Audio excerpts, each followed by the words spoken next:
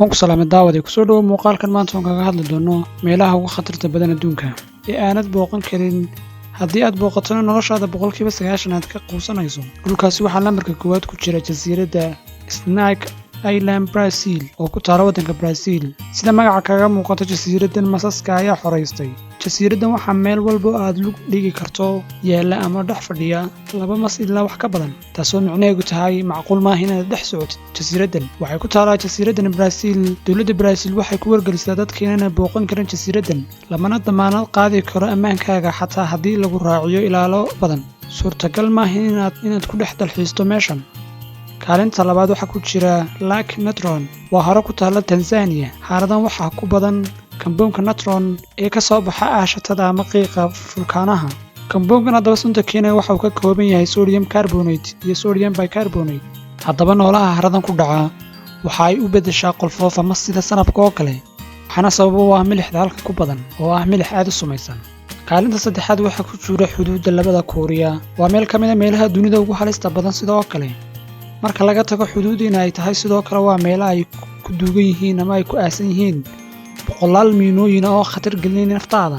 Saacad walba iyo daqiiqad walba ay qarxi karaan. Sidoo kale haddii aad istiraado u talow qaybta kale ee labada Kuuriya midoon, waxaa laga horkeenayaa rasaas aan naxariis lahayn oo lagu beegsanayo naftaada.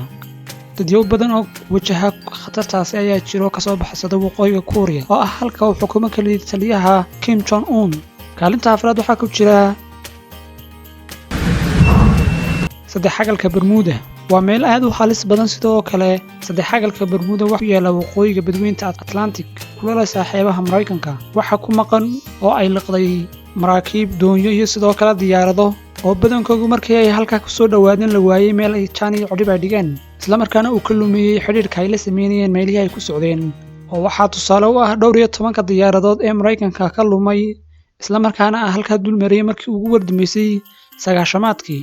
saddexagalka Bermuda waxa uu liqaa shay kasta oo ku soo dhawaada xuduudiisa. Kaalinta shanaad waxaa ku jira Danakil Desert ama lama deegaanka dilaaga ee Dana, waa goob kale oo ka mid ah goobaha ugu halista badan dunida. kuma fikiri kartid inaad ku dalxiisto. waxa ay ku taala halkani dalkaanu jaarkan ah Itoobiya, waxa u dhowdahay xuduudda Eritrea ay la wadaagto Itoobiya. haddaba meeshan waxay khaas u leedahay